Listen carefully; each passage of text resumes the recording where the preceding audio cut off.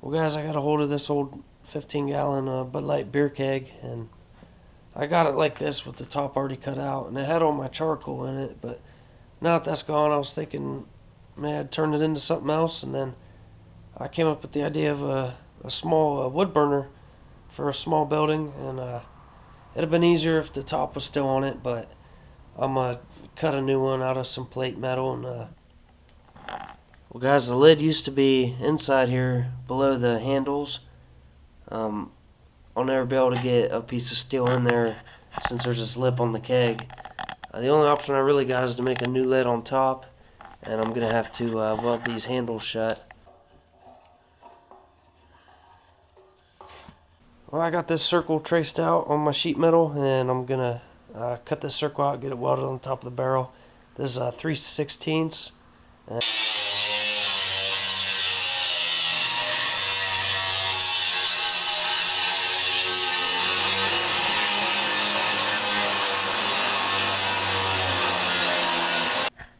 Guys, I got a new lid cut out for this keg, and I also cut out a door.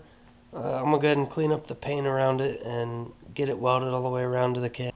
Guys, I got this lid welded all the way around.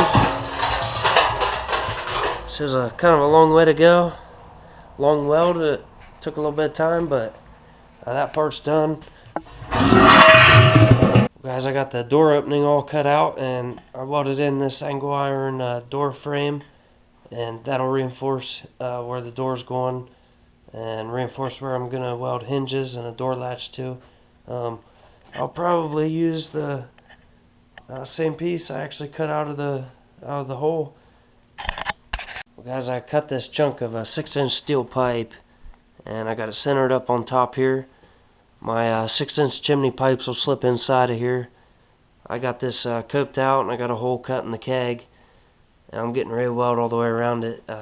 I got it tacked in 4 spots around it, and the thing is, this is really thick steel, and the keg has thinner walls, and it'll be really easy to burn big holes in the keg. And best advice I can give you welding something together like this is keep your heat on the thick pipe, and watch your puddle. Slowly drag the puddle into the thin, and if you stick to that method all the way around, you shouldn't have any issues with burning big holes. And there it is, finished all the way around, all sealed up. Well, guys, I went to Lowe's and picked up some of this single wall 6-inch chimney pipe, and I got a damper also. I'm going to install a damper in it and slip the pipe in here.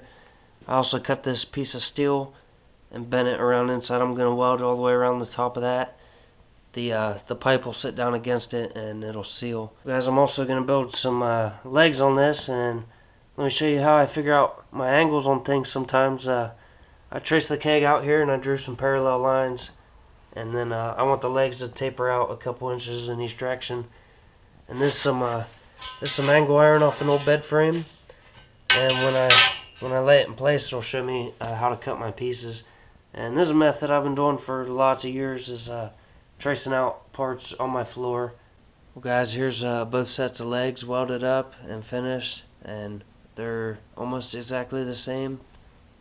Well, guys, I got both legs built, and I'm getting ready to weld this center beam across them to attach them together. And again, I squared up lines all the way around on the floor so that this thing is true to size and square before I weld it up.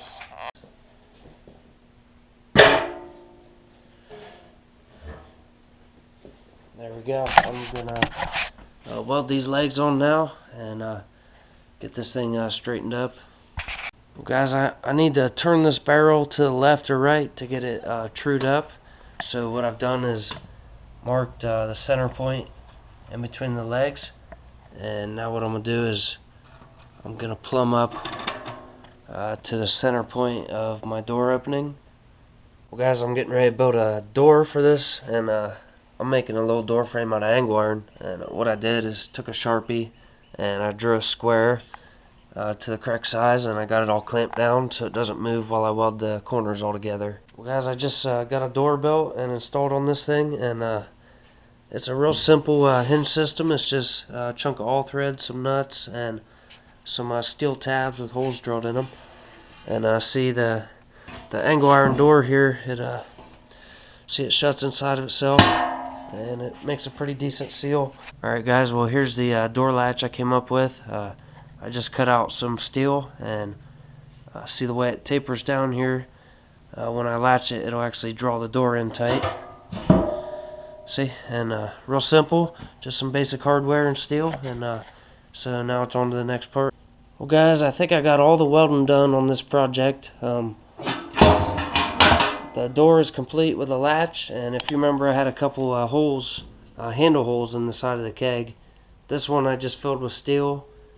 I need to blend the weld down, but where the handle hole was on the other side, I made this air vent, and that'll help control the fire and control the heat. What's left to do, I don't have enough stove paint to paint everything black, but I'm going to at least try to get these welds painted, and then I'm going to go ahead and test fire the thing.